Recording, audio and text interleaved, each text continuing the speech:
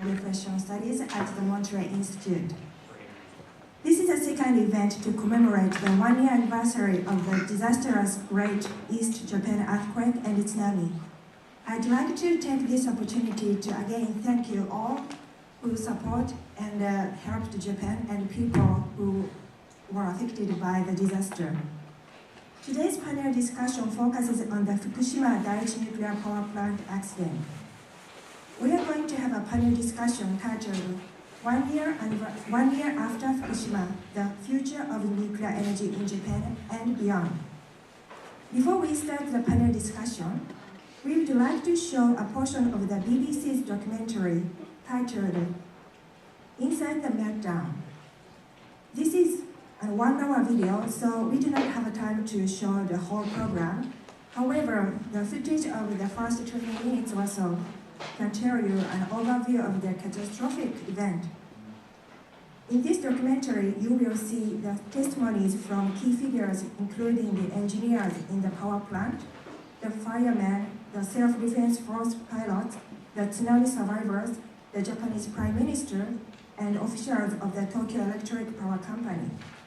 This documentary reveals what happened during the devastating days following the tsunami that inundated the nuclear power plant, that caused the nuclear meltdown, the radiation release, and made hundreds of thousands of people leave their homes. This was broadcasted last month.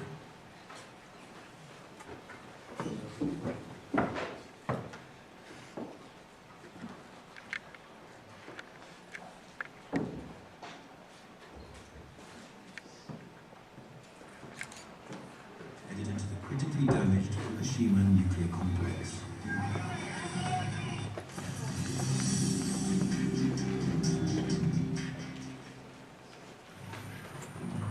Last year, 7 days after the tsunami that devastated Japan, firefighters headed into the critically damaged Fukushima nuclear complex. 3 reactors were at meltdown. The mission was to navigate through radioactive debris and spray water onto lethal nuclear fuel. If they failed, the government feared that radiation would leave a vast area of Japan uninhabitable.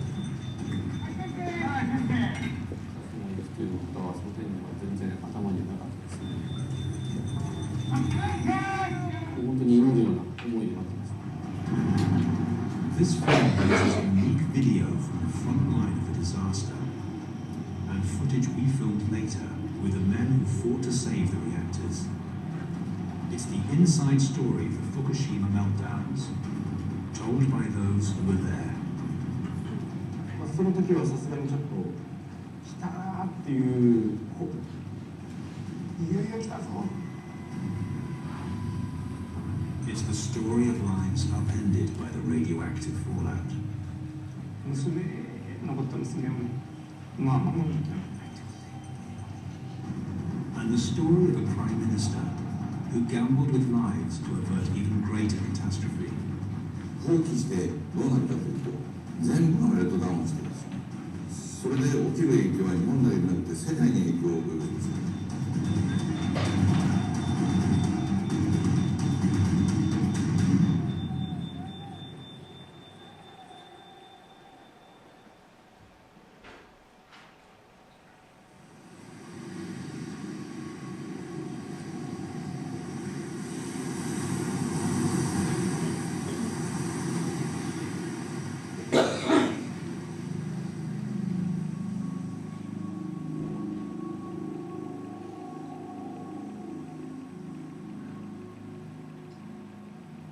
比較的仕事がスムーズに進んでいた日でした。それまで1週間と大きな地震が続いていて、我々はそのうち非常に大きな地震が来るんじゃないかというような冗談を言っていました。そしてその冗談は現実になってしまいました。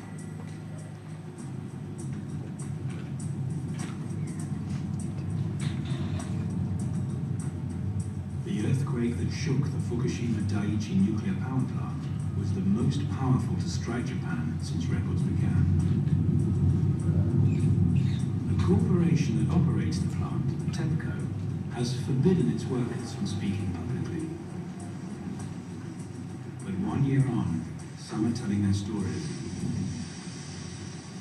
壁につけられていたパイプがずれて、そしてそれを固定しているものから外れたものを見ました。ずっと地震が長くなってどんどん大きくなってきますから、ちょっと普通じゃないなと私も思いました。膝をついたような状態で手すりに捕まっているような状態で、停電が始まって。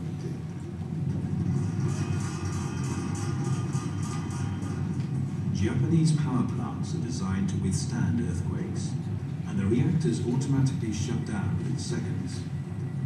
But the high radioactivity of nuclear fuel rods means they generate intense heat even after a shutdown. So backup generators kicked in to power the cooling systems and stop the fuel rods from melting.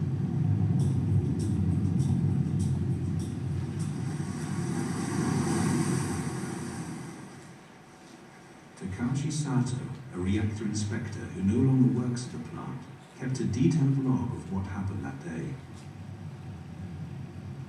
私はプラントは心配してませんでした。原子力は安全だと思ってましたから。発電所は結果的にはそうですね、安全でなかったですね。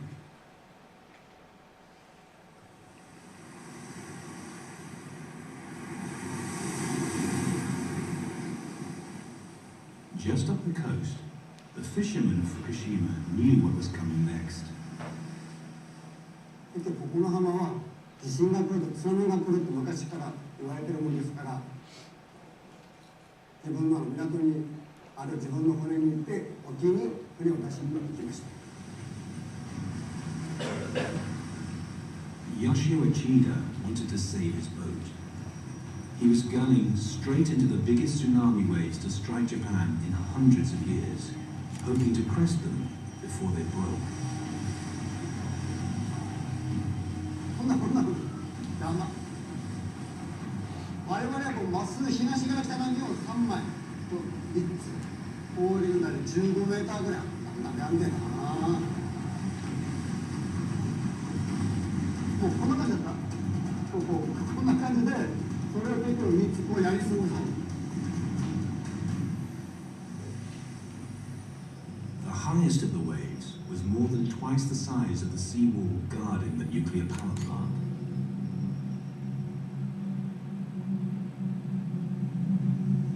ただこう後ろ目にこう変なナム式があったからちょっと何が終わったなってのは何がしたなって丸さぐらいしたのかな。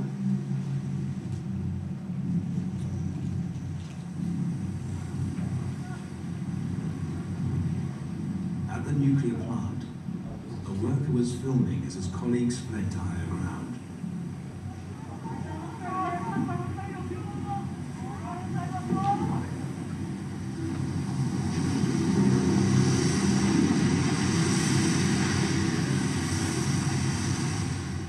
At 3:35 p.m., the biggest of the waves struck.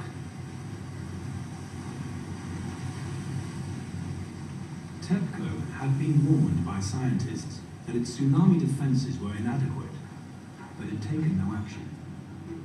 The company says it was still reviewing the matter.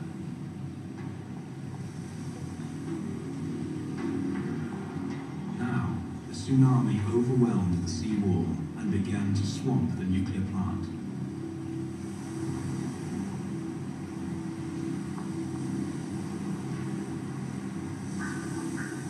高圧接続車上に壊れた。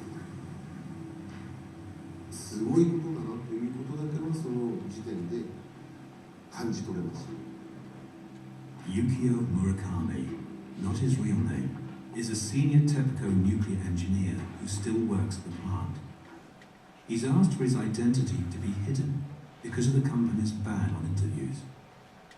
でその他引いてった波に乗ってった車なり、いわゆる物置的な建物なり、あとは5000キロリットルの軽重油タンクなりが海に持っていかれてきて、それがどんどんどんどん沈んでいくのが光景に入ります。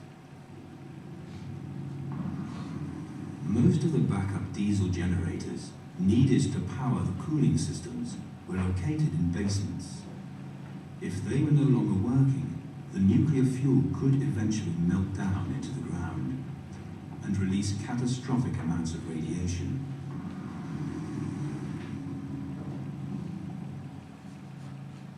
非常用ディーゼル装置が発電機の装置がやられたとか、そういったのを聞いたときには、ありえないっていうか、びっくりしましたね。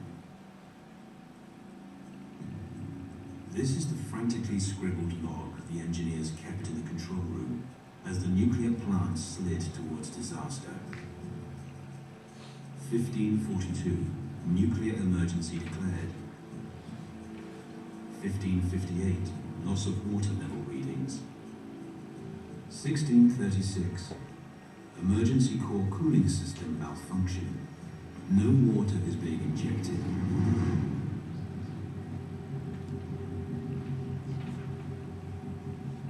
The executives of TEPCO, one of Japan's biggest and most powerful corporations, had never imagined that one of their nuclear plants could lose all power.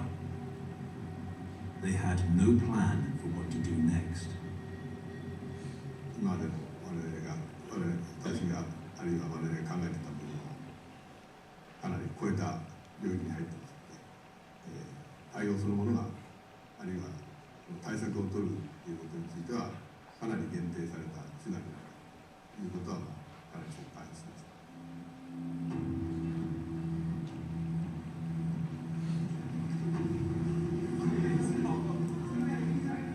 In the 90 minutes since the tsunami, Japan's government had been scrambling to deal with one of the biggest natural disasters in the country's history.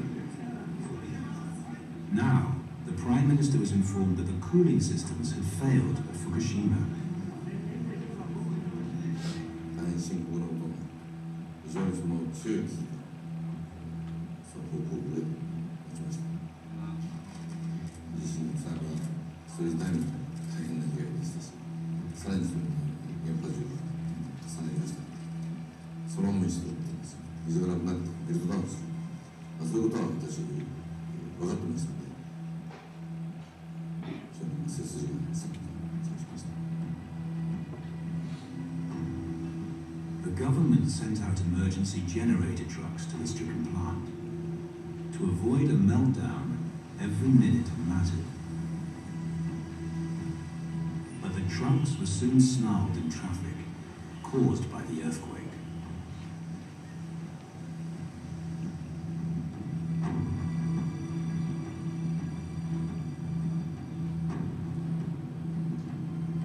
Two hours had now passed since the tsunami. The coastline was devastated. Around 20,000 people were dead or missing.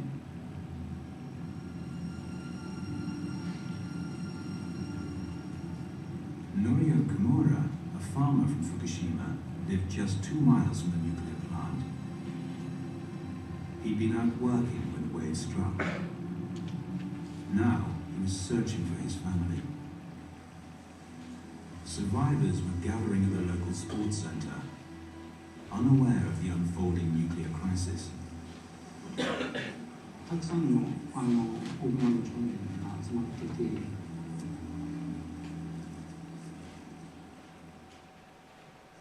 そこで第一声が3人がいないってことだったんで、寒くなるような感じがします。スーッとこっちの気が引くっていうか、Norio's father was missing. So was his wife and his youngest daughter, Yuna. 津波でやられてるっていう気持ちにはならないっていうか、なれないっていうか、それから今度瓦礫の中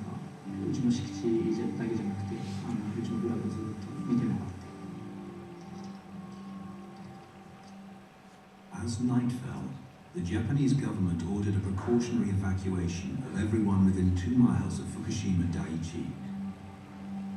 But Norio and others ignored the order and kept searching for their families in the shadow of the nuclear plant.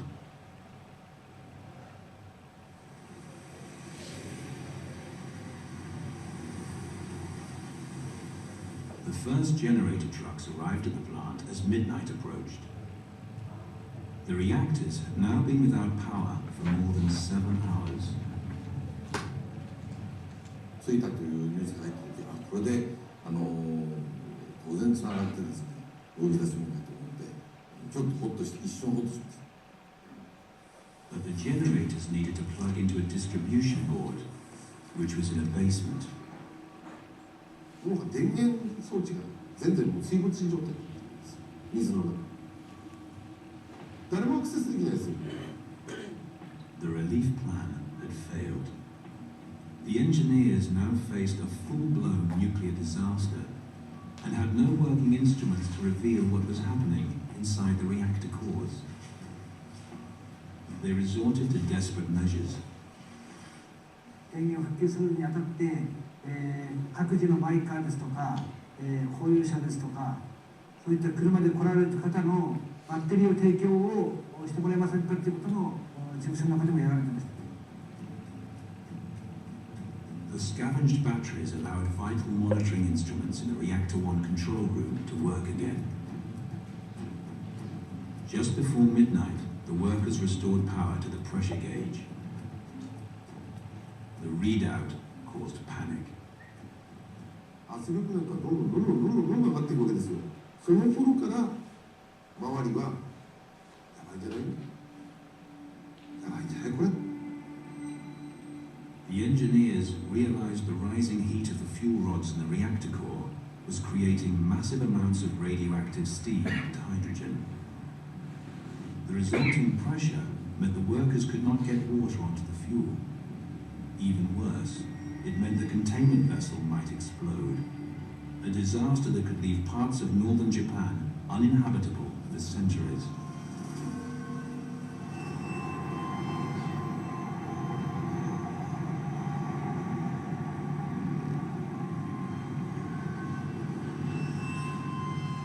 In Tokyo, the Prime Minister received a chilling message.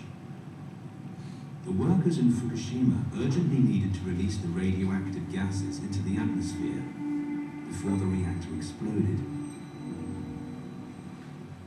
そのまま放置すると化学容器がいわば圧力で壊れてしまう。万一壊れると大量の放射能が一挙に大気中に出ますから。Radiation has long been a sensitive subject in Japan.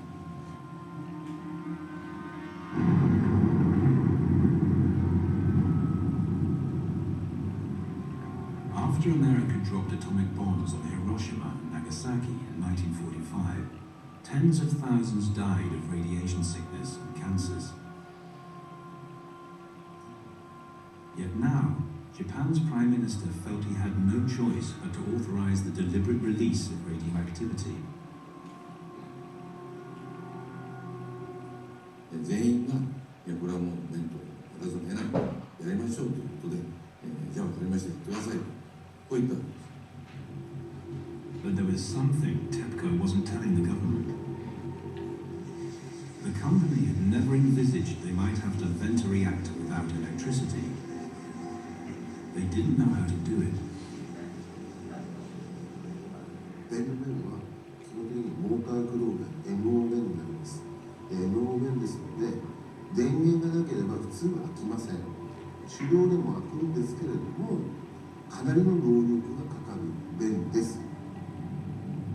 In the darkness of the Reactor 1 control room, the workers pored over blueprints to try to work out how to open the vents. The handwritten plant logs show that radiation levels were now rising. 数値が表示されていることにもう数字はありえないことなので、それもプラントの中ではなく事務所の中ですから、もう最悪の状態とは思いました。engineers suspected something that the government and TEPCO would not acknowledge for months. Nuclear meltdown had begun. 燃料もある程度溶け始まってきてるなっていうのを想定してました。みんなマスクなりなんですごく持ってました。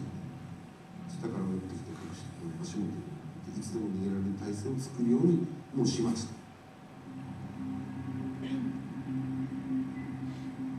Back in Tokyo, 6 hours after the order to vent the reactors, there was still no news from the plant. The government was starting to suspect that TEPCO was hiding the truth from them. The Prime Minister made a sudden decision.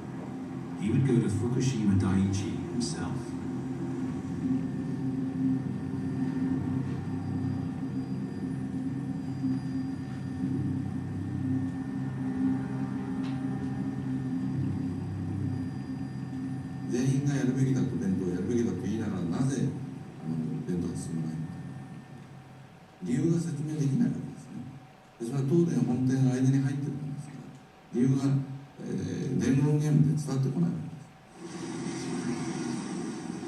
At Fukushima Daiichi, the Prime Minister met directly with the TEPCO engineers.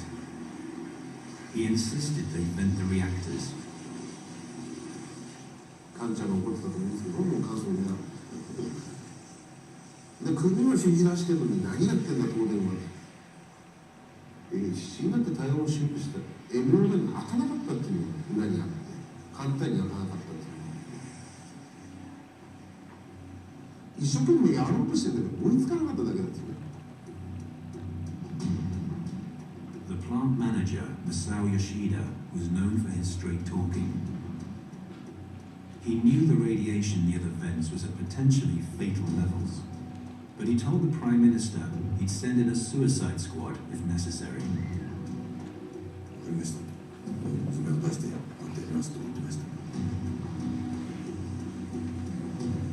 The Prime Minister returned to Tokyo. He knew his orders might condemn the men who went into the reactors to death, but he felt Japan's future was at stake.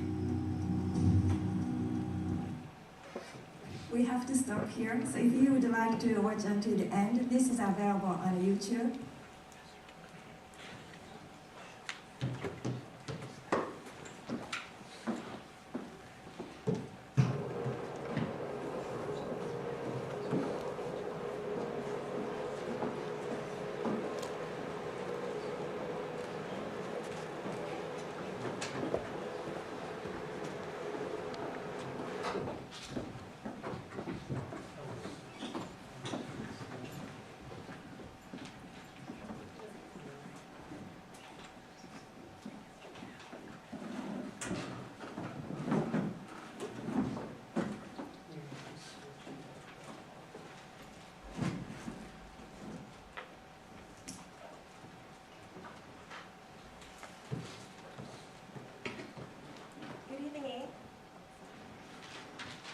Again, thank you very much for coming to the panel discussion 1 year after Fukushima, the future of nuclear energy in Japan and beyond.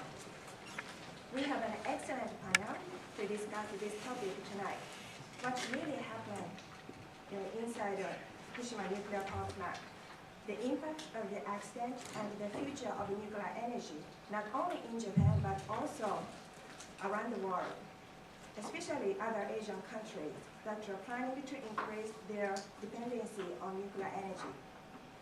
Over 1 year ago, March 11th, Japan experienced an unprecedented nuclear accident. This was the worst nuclear accident since the Chernobyl accident 25 years ago. The Fukushima nuclear power plant experienced the core meltdowns of reactors 1, 2, and 3. Before the Fukushima accident, it is fair to say that the public trust in nuclear power had been growing steadily in recent years due to the absence of accidents as devastating as that at Chernobyl. In fact, public opinion polls have shown increasing support for nuclear energy given rising concern about global warming and energy security. However, the Fukushima accident reawakened the world to the fact that while the probability of accidents or attacks against nuclear power plant is low, their potential consequences could be extremely grave. The public trust in the safety in nuclear energy has been significantly undermined. 1 year on, but Fukushima is far from over. 1 year after the Fukushima disaster, there are so many important issues that are still not known. Many people were forced to evacuate because large amounts of radioactive materials were released across a wide area. This nuclear accident seriously affected people who live in the surrounding areas and environment, and Japan's entire society and economy. The Fukushima accident's impact is not limited to its surrounding area. Currently, only 2 out of Japan's 54 nuclear power plants are operating. It is not clear when those nuclear power plants will be restarted. Unless some are restarted by the end of April next month, all of Japan's nuclear power plants are expected to remain offline. Before the earthquake, Japan was in the process of constructing 2 more new power reactors and had been planning to construct 11 additional reactors. However, Fukushima changed this plan. Japan's overall nuclear energy policy is under review, and Japan halted the new power plant's construction. Japan's nuclear energy policy is at crossroads. The public opinion toward nuclear energy policy has also changed. Japanese public opinion has gradually turned against nuclear power. In December, Fukushima Governor Yuhei Sato announced the recovering plan of the prefecture based on the idea to phase out all the 10 nuclear reactors in Fukushima Prefecture, including the Fukushima Daiichi's 6 reactors and 4 reactors of Fukushima Daiichi. 4 damaged nuclear reactors in the Fukushima Daiichi nuclear power plants are scheduled to be decommissioned, but the government said that it will take 3 to 4 decades to complete the decommission. And we do not know when or if Fukushima evacuees can return to their homes. Approximately 88,000 people have been evacuated from around the Fukushima nuclear plant, and over 60,000 people have left the Fukushima prefecture. A 20-kilometer zone around the Fukushima Daiichi nuclear power plant was declared as a no-entry zone, and residents in that area were forced to leave. The evacuees are faced with mixed feelings regarding their possible return to what was once their home. While most of them won't go back to their hometown, they do not think it is realistic to rebuild their life there. They are also afraid of radiation. So today, we have 3 specialists with various backgrounds and perspectives to discuss the Fukushima accident and the future of nuclear energy. So it is going to be really interesting panel discussion. First, let me introduce each panelist. My immediate left, Professor Kenji Murakami, worked at the International Atomic Energy Agency, or IAEA, for 27 years as Director of Safeguards in Division of Inspectors in the Department of Safeguards. He is now a visiting professor at Tokyo City University, Graduate School's Nuclear Safety Engineering Department. He has also worked with the Japan Atomic Energy Agency and the Nuclear Material Control Center in Japan. He is based in both Vienna, Austria, and Tokyo, so I'm particularly happy that he joined this panel tonight. Professor Murakami will talk about the lessons learned from Fukushima and the impact to the public. He also discusses IAEA response given his long-term experience with IAEA. I should also note that Professor Tatsujiro Suzuki was supposed to join us from Tokyo via Skype tonight. Unfortunately, he needed to cancel due to his unforeseen illness. Professor Suzuki is a vice chairman of the Japan Atomic Energy Commission. This commission is currently reviewing the new framework of Japan's nuclear energy policy. So he has been extremely busy since the Fukushima accident happened. Professor Murakami kindly agreed to briefly cover what Professor Suzuki was supposed to talk, including the current discussion on Japan's nuclear energy policy, safety of existing nuclear power plants, future role of nuclear energy, and the nuclear fuel cycle issues. Next, Dr. Jeffrey Lewis, Director of the East Asia Nonproliferation Program at the Center for Nonproliferation Studies. Before he joined the center in 2010, he was the Director of the Nuclear Strategy and Nonproliferation Initiative at the New America Foundation. He's a prolific author in nuclear disarmament, arms control, and nonproliferation. He has been quoted in major newspapers and interviewed by several media, including the Japanese newspaper. Dr. Lewis publishes armscontrolwonk.com, the leading blog on disarmament, arms control, and nonproliferation. Today, he will talk about Fukushima accident's implication for other Asian countries, nuclear policy, as well as Fukushima's global implication for nuclear energy in general. I should also mention that Dr. Lewis was actually in Japan when the earthquake happened on March 11th last year, invited by Japan's power companies and visiting several nuclear facilities. So I'm sure that this will add very interesting perspectives to his talk. Next, Dr. Ferenc Darmok-Versev is a scientist in residence at the Center for Nonproliferation Studies and adjunct professor at the Monterey Institute. He holds a PhD in high energy physics. He joined the CNS in 2009 and has been focusing on the proliferation of fissile materials, nuclear spent fuel management, nuclear reactor safety, emergency preparedness, and verification of nuclear disarmament. After the Fukushima disaster, he has been quoted in many major newspapers, magazines, and scientific journals.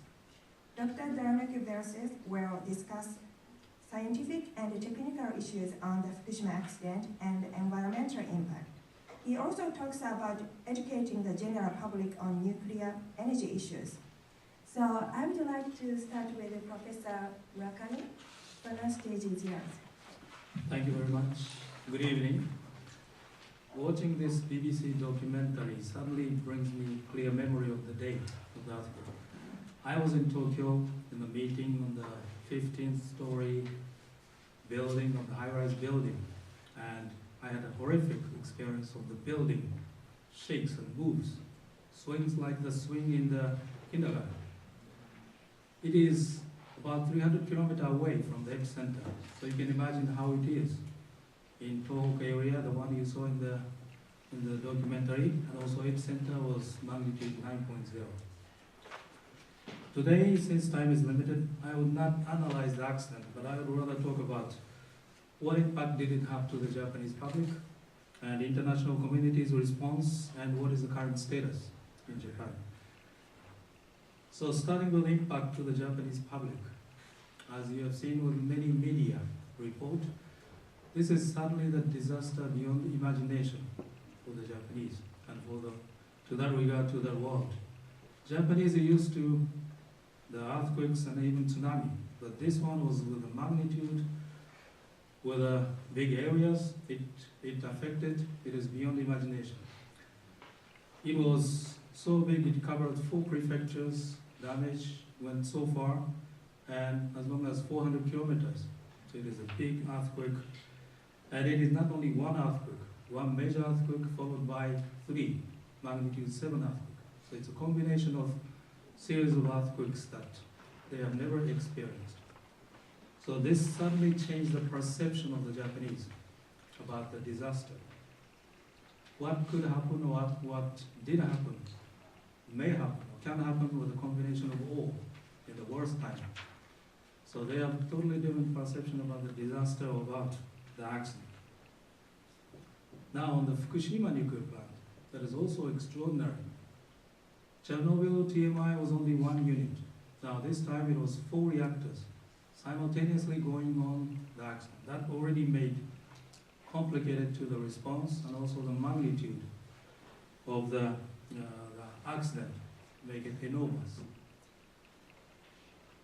You may wonder this nuclear power plant, as you see in the video, had the loss of offsite power and then lost the so-called heat sink cooling system, then had a total station blackout. This kind of event, each event is actually in the design basis severe accident. But what was not included in design basis severe accident was it happened, or it could happen at the same time of all this. Normally, the loss of offsite power could be happening, but it's supposed to, or it is designed to be recovered by the emergency power supply, and shortly after, offsite power should be restored. But it didn't happen. It happened everything and also the long time. So this was another big challenge to the Japanese.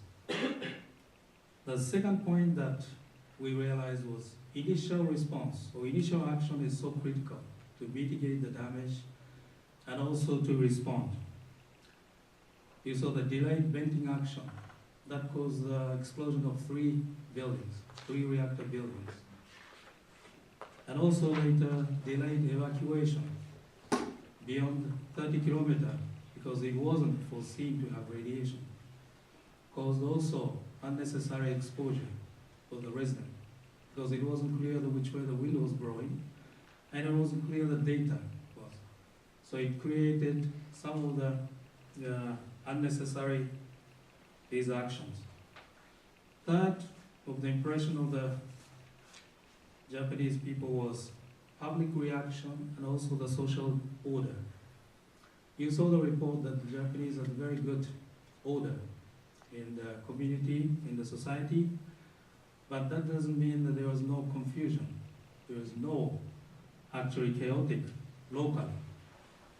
Fortunately, it wasn't so massive activity, but there was a confusion because there was a lack of information about the condition of Fukushima, or sometimes mixed information. Press has a tendency to overreact and exciting reporting. The government has another way to even understate the condition. And there was a mixed reporting, and the public were confused. Which one is really the picture? Which one is correct of this information? So it started some confusion locally, and there was also a fear to the food and also the water information. And it really went on. Fortunately, it didn't stay long and it didn't have the massive impact. Fourth point that we realized was there was simply inadequate accident response and crisis management. Lack of coordination between central government and the local government, and also the plant site, TEPCO, and also the people on the site.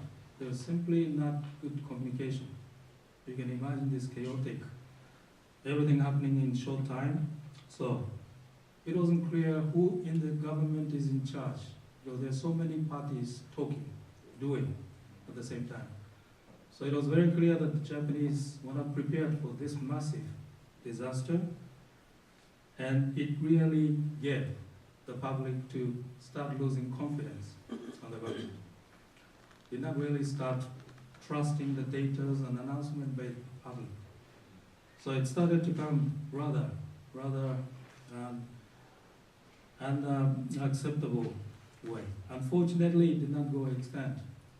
But this was what was happening actually. I am often asked, how did Japanese keep this good order? It looked like from outside. Well, I'm not a social scientist, so I cannot tell you the good answer. But maybe some Japanese character of perseverance, endurance. Last year, Japanese chose the word of the year as kizuna, which literally means bond or ties. So they felt more that they should be tied together, bound together to cope with this. So there is a common feeling among Japanese. That may be the answer, but I don't know. Turning to the international reactions, I was told that I spent a lot of time in IAEA, and I can talk about what IAEA did in the response to this accident. Immediately after the accident, they activated emergency response center called the Incident and Emergency Center. IEC. They activated, manned 24 hours, contacted Japanese government to get the data.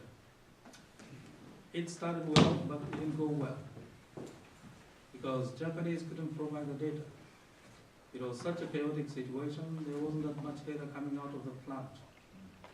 Now, some international community started suspecting the Japanese government holding the information or keeping secret. So I can tell you it was such a confusion, they couldn't even hold or kept the secret of it, because there wasn't that much information. So that was the initial stage of the confusion. Now, once they started getting the data, incident center, there's another problem. The data they're getting was all in Japanese, and they couldn't translate. They didn't understand what it is. So there was another problem here. So what IAEA did was scrambled all the Japanese stuff and sent to this center and spent translating the data coming out of Japan. And also later they even sent Japanese staff to Tokyo, even to Fukushima, to assist the Japanese, simply to facilitate the communication. So the language is maybe the small element, but it is critical component. And also because of the situation like this, Japanese government could not give the English briefing for 2 days or 3 days after the accident. So this, they have also learned a lesson from this hard way. Now after that, the IAEA sent the expert mission to Japan, mainly to assess the on-site, off-site radiation condition and also on-site condition to Fukushima. It was organized by international experts to have the independent review of the situation. The report they came back, by the way, the investigation or the visit was done very good cooperation with the Japanese government and the local TEPCO and local facility operators. The report they published later indicated recognizing the hard effort being done by the Japanese side and also high-level technical competency of the people who was involved in the recovery, but also identified several shortcomings. One shortcoming is insufficient, in-depth, let's say, consideration of design of the tsunami hazard.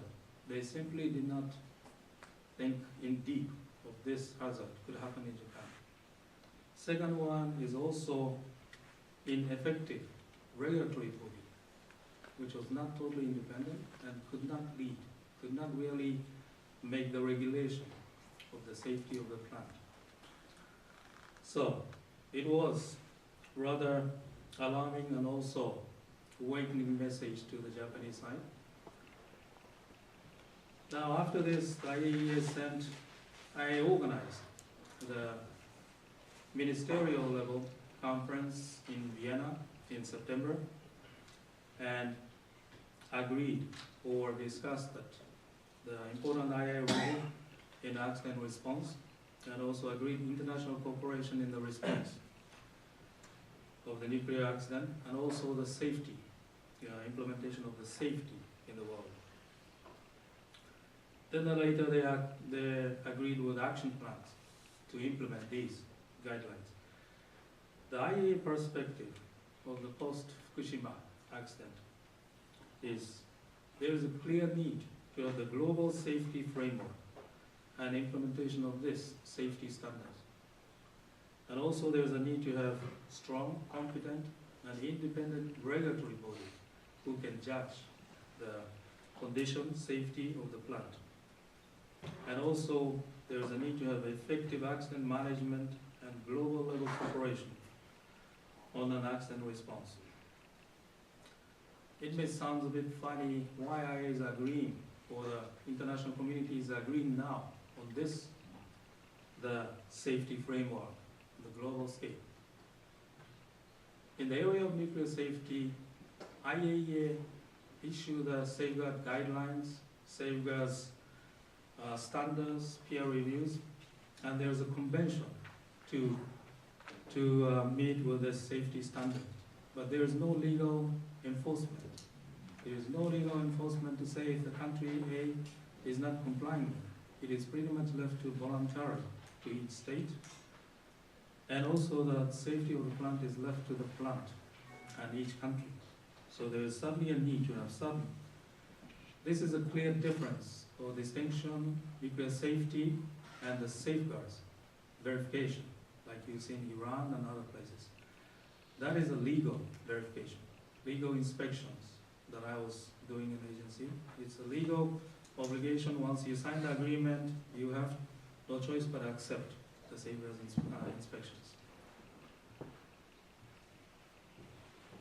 So, changing to another subject. What is the current status of Fukushima? End of 2011, all the reactors in cold shutdown status, meaning reactor building inside temperature is less than 100 degrees, and there is a reliable cooling system going through all reactors. So it is in stable condition now. There is no immediate danger to nuclear explosions or excessive radiation leaks, but it has to be monitored. It has to be continued cooling, and it has to be monitored. So it is a long-term monitoring. And another big problem is they have to manage this all contaminated water, tons of water.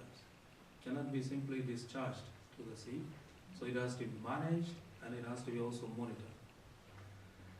As the off-site remediation plan, there is a 20-kilometer exclusion zone is established.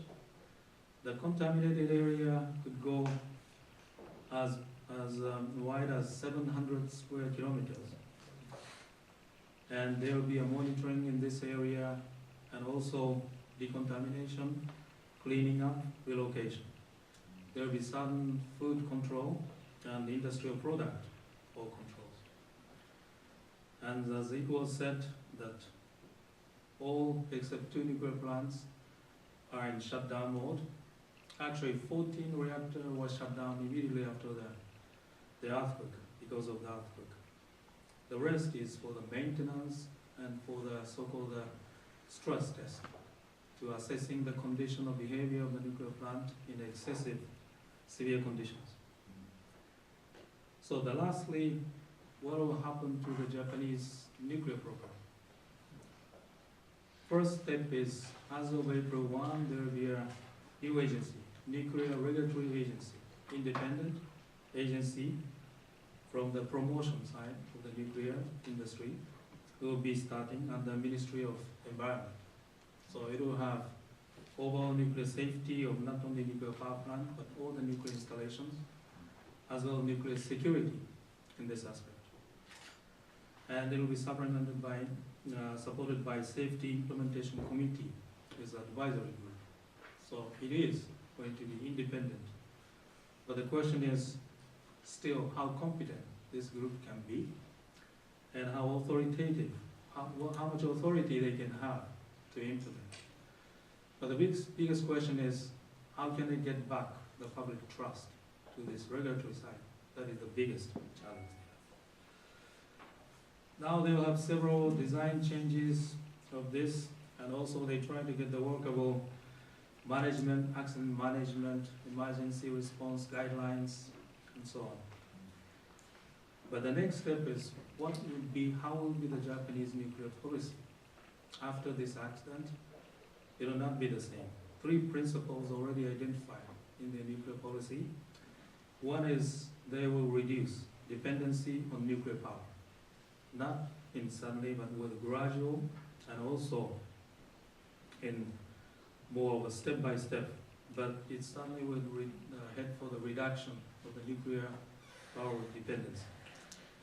There will also be a strategic approach for energy security. A country like Japan, which does not have any resources, surrounded by the sea, they have to have their own energy sources.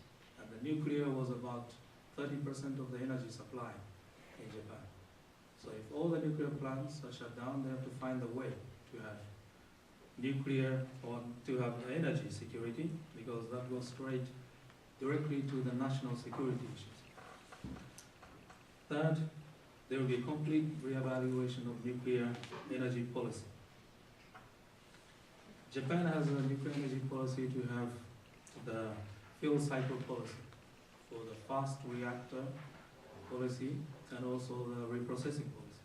So they have to rethink of this. Lastly, there is a global impact of this Fukushima. Now the Fukushima plant was caused by natural disaster, but it also showed the vulnerability of the plant, nuclear plant, to the external force. It could be done with other external force like nuclear terrorists or nuclear act. So it has shown that weakness and attention is now increasing more on the nuclear security of the nuclear facility. And it makes sense to have a common approach for both nuclear safety and nuclear security.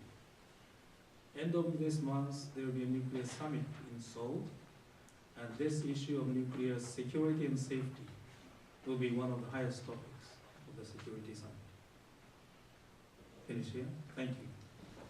Thank you, Professor Murakami. It was very insightful but very sobering speech. Thank you.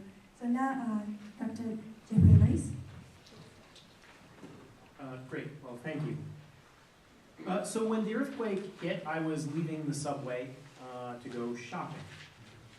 I had been in Japan, as Sako mentioned, as a guest of the Federated Electric Power Companies of Japan. One of those companies is TEPCO. And I was there with another colleague from CNS to look at a variety of Japanese nuclear facilities, particularly the reprocessing facility at Rakasho. And that day had started wonderfully. I woke up in Hokkaido. I got into a cedar bath of hot water, sort of outdoors, some snow on the ground. And then we caught a flight back to Tokyo. And with all of the meetings over, I was going to purchase a pair of teacups for my wife. And then the earthquake hit. It's a very funny thing, by the way, to experience an earthquake like that, because you don't really experience it as a single event. I mean, there is an intense period of shaking, but then there are aftershocks. And those aftershocks are very strong. I mean, we had experienced a few earthquakes over the course of our visit, including one at lunch with some Japanese nuclear officials. But the aftershocks were very large earthquakes, and so one kept experiencing it over and over again. And it's also the case that, if you find yourself, by the way, in a shopping center experiencing an earthquake like this, you may ask, like, well, what do you do? And the answer is you go shopping. Because you can't go anywhere, right? You can't run. Wherever you go, the earthquake's going to be. And actually, in the building, you're as safe as you're going to be. So I'm happy to report that despite the earthquake, my wife got her little coffee cups. Little souvenir from that horrible time. I start with that personal anecdote in part because I want to make 2 points about the lesson that I take from Fukushima. Because I think it's too early to say what will the impact be on other nuclear programs, particularly in Northeast Asia. But I want to take the liberty of making some suggestions about what I think they ought to be. And that requires reflecting a little bit on what happened and why people were so angry. And the first point I want to make relates to the idea of choice. In the immediate aftermath, we learned of the problems at the nuclear power station almost immediately. I recall it sort of happened late in the night because I was sitting on my computer because I certainly wasn't going to go to sleep. And almost immediately when there were reports that there might be problems with nuclear power plants, a variety of individuals sought to depict the concern about the dangers from a nuclear accident as somehow being irrational. And often people would compare dangers from an accident to mundane activities like driving or something really taboo like smoking, to suggest that population is somehow irrational or unreasonable when it comes to the dangers of radiation. And there's just a little hint of that in the BBC documentary where there's a suggestion the Japanese public is sensitive to radiation. And I have to say, I find that insulting. And I find that really wrong-headed. Now, part of the reason I find it insulting is I was terrified like everyone else. And I don't think of myself as being particularly irrational. But I also find it wrong because if you were in Tokyo, what you would have seen is that people were calm, and that they were brave, and that they were willing to face considerable hardship. I was staying in a very nice hotel that opened up its doors to people who were commuters who were trapped because the subway and trains weren't running and the highways were closed. And so if you were in downtown Tokyo, you were going to be staying in downtown Tokyo. And so people were sleeping on the floor. And so it strikes me that people were willing to endure calmly and reasonably pretty serious deprivation. And in the wake of the accident, when it became clear that Japan would not have access to its sort of normal amount of power, citizens in Tokyo seem to have reduced their energy consumption by something like 15%. Right? And one person explained that she stopped using a rice cooker, right, because that took electricity. And it strikes me that, these people are not irrational or cowardly or unwilling to face hardship. In fact, what they were was they were angry. And I happen to think they had a right to be angry. And the reason they had a right to be angry is that there's an important way in which the accident is not like driving a car or smoking, which is that you have a choice about driving a car. You have a choice about smoking. And you expect that in a democratic society, you will have a choice about the kinds of risks that you will be exposed to. And so I certainly imagine that if you had forced people, right, at the point of a gun to reduce their energy consumption by 15%, they'd be pretty angry. We get grumpy at gas prices, right? But when faced with a national challenge where they realized that this is something they had to do, they were willing to do it. And so I think people in Japan would have willingly accepted the risks of nuclear power and would have accepted the risks of an accident if they had felt like they had had a choice, right? If they had felt like they had been full participants in the decision that led to this state of affairs. Which gets to the second point, which I think Dr. Murakami alluded to, which is the central question is one of public trust. Right? People were angry because they felt that the government had not allowed them to participate in the decisions that put them at risk. And it didn't matter how small the risk was or how trivial an expert said it was. They really felt a profound and, I think, correct loss of confidence in their government. And this is, I think, especially important for nuclear power because these debates are highly technical. I have a friend who was a bit of a media star during this period. And I recall that at one point there was a particularly arcane discussion about the location of the spent fuel ponds in relation to the reactors. And at Fukushima, the spent fuel ponds are above the reactors, which is not a design choice that we would like to make again. But he called me asking if I happened to have a schematic of that type of reactor, just so he could be sure that that was the case, right? And my friend is pretty knowledgeable, right? And as a citizen goes, very well informed. But even on a small technical detail like this, he felt the need to make sure his facts were straight, right? And so if you imagine a situation where you're living in a democratic society, not everybody can spend time reading reactor handbooks. Not everybody can double check the calculations. So in the case of a highly technical debate like this, public trust is essential. Right? If there is no trust in the institutions that administer these systems, then it doesn't matter what an expert with a view graph stands up and says. It just simply isn't something that someone is going to feel comfortable accepting. And I have to say, it will be very interesting as all of the historical documentation comes out about whether or not TEPCO or the Japanese government responded in the correct way or the proper way. But just from a very simplistic standpoint, watching the way that the government of Japan kept expanding the evacuation zone, seemed to me to be, and I think many people interpreted as, an accurate symbol that the government didn't have control of the crisis. You could offer reassuring words, but if you offer reassuring words and then turn around and double the size of the zone that needs to be evacuated, it does raise questions about why you didn't do that just 24 hours before. And I should say, by the way, that when I talk about this loss of confidence, I really do mean it in terms of institutions, right, and the ways in which human beings interact in bureaucracies. I think individuals, right, acted quite bravely.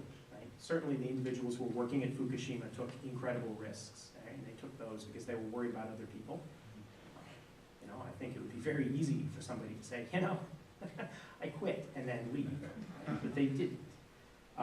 And you know, on a personal note, it's very easy to beat up on Japanese power companies, but the person who was responsible for shepherding me around the visit went through unbelievable hardship the next day to get me to the airport so that I could leave. I mean, it's actually kind of, in retrospect, a funny story, but it took something like 9 hours for us to get from downtown Tokyo to Narita.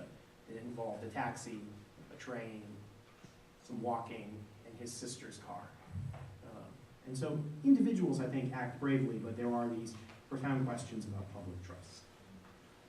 The reason I think this is important is because Japan has been a model for other countries in Northeast Asia. It's been a model in two very important ways. One way is it's been important in terms of this argument about energy security.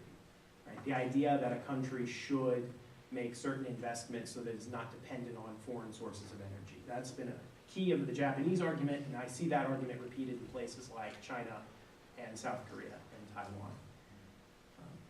The other thing is that it's not merely the reliance on nuclear energy, but as Dr. Murakami mentioned, Japan's approach to an entire fuel cycle, not simply having reactors, but taking the spent fuel from those reactors, separating out the plutonium and finding a way to use that. That's also something that's incredibly appealing in South Korea and Japan, South Korea, China, and Taiwan. And all of those countries are thinking about following Japan, which one of the reasons that we were in Japan is now on the verge of opening up its reprocessing facility. And so at the time, expecting that that would happen, and certainly being interested in what the regional implications are, we decided to make a visit. And so we're at this kind of very interesting turning point where the Japanese model, I think, was about to spread very rapidly through Northeast Asia. Now, obviously, with all of the reactors shut down, and with Japan reconsidering its fuel cycle policy, it's a very interesting question about what choices Japan will make, and then how other Asian countries will adopt those. So let me just say 2 words about those countries and the role of choice and confidence in those countries, and the ways in which I think going forward Japan could be a positive model for that.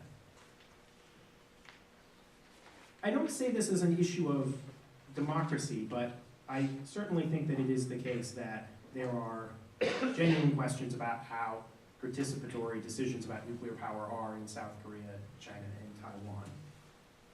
And so to the extent that individuals feel that that process did not work in Japan, I think it is a fair question to ask whether we think citizens have a full voice in nuclear decisions in the rest of Northeast Asia. Moreover, there are plenty of reasons, I think, to have concerns about the confidence or have questions about how much confidence one should have in those governments when it comes to making nuclear decisions. There are 3 things going forward that I would suggest are necessary. 3 ways in which Japan can be a positive model that would address this sort of concern about choice and confidence.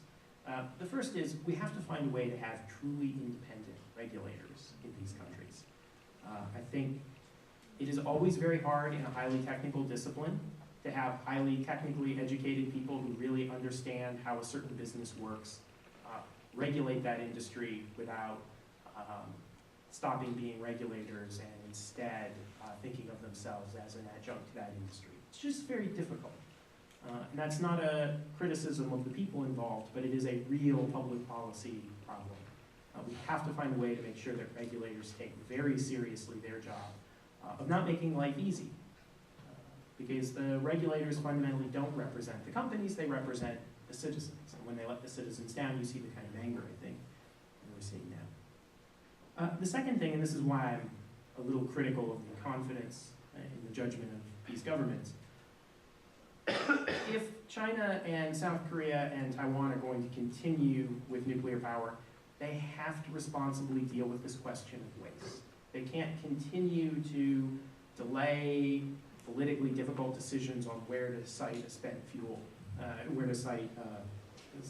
think Ferenz often jokes, you wouldn't build a house without a toilet.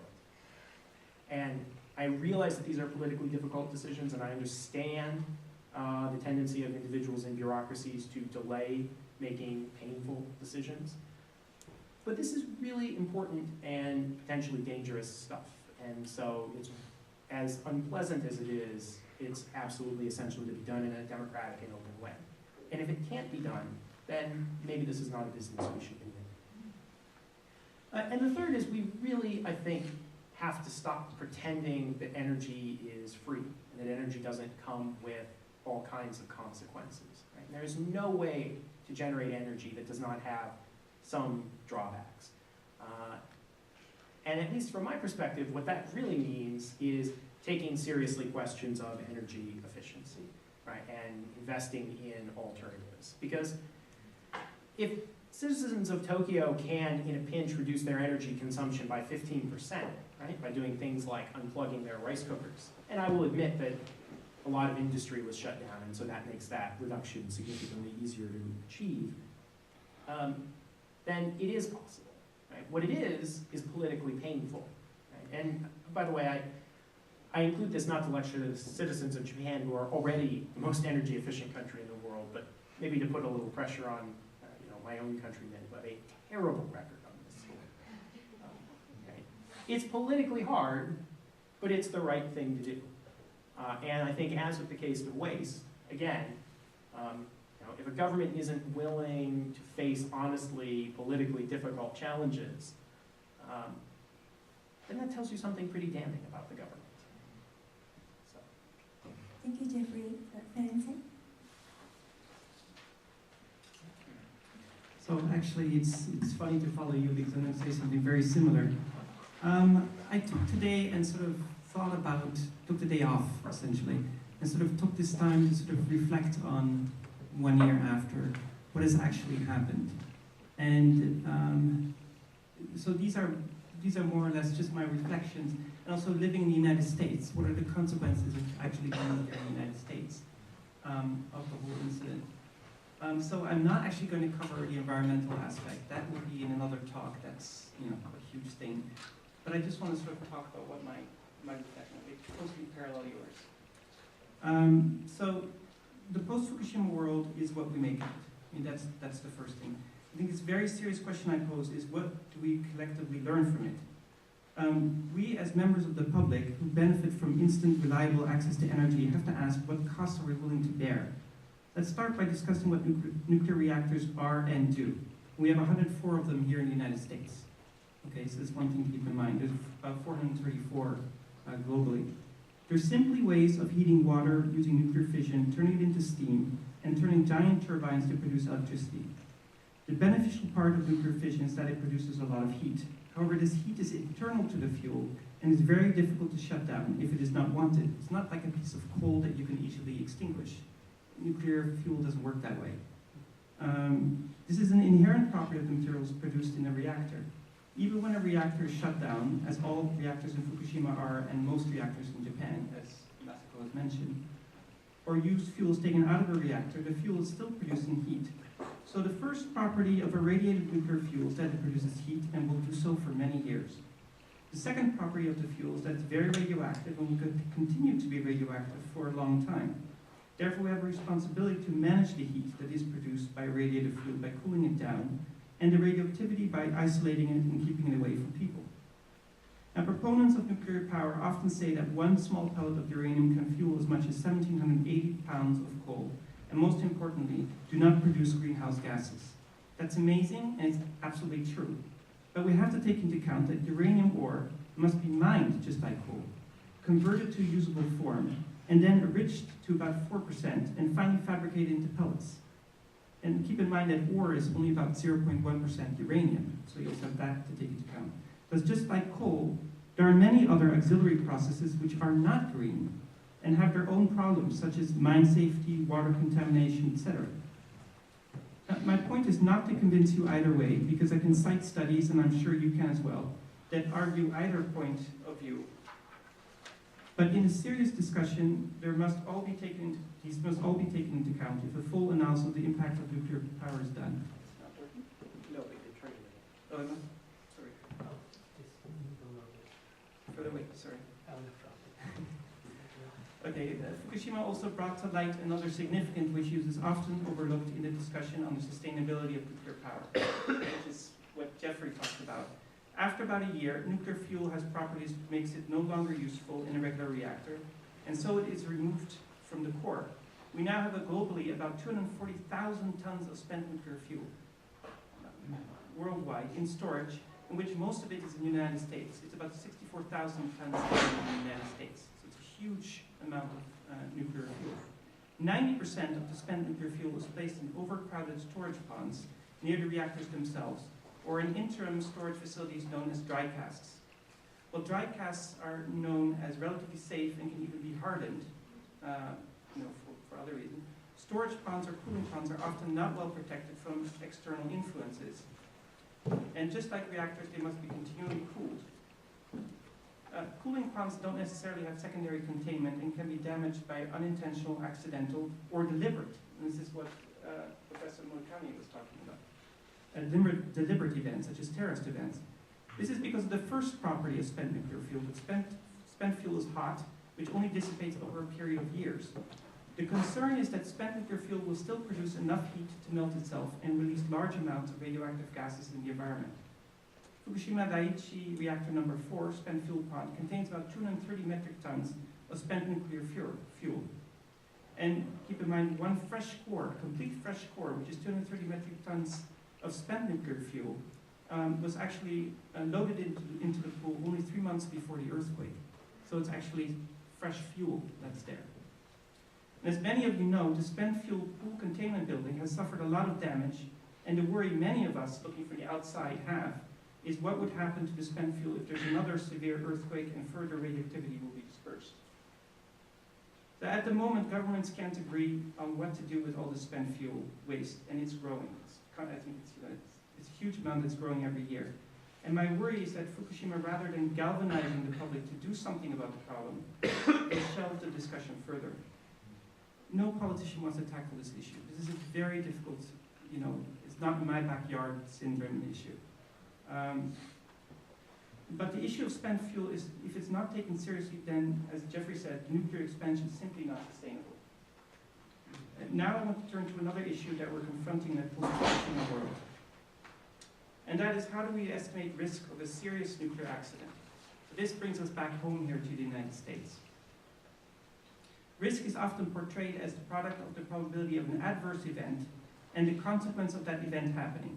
In a highly complex system, such as in a nuclear reactor, engineers use something called probabilistic risk assessment, or PRA, in order to get a sense of the probability of core melt or core damage, as we had at the Fukushima reactors.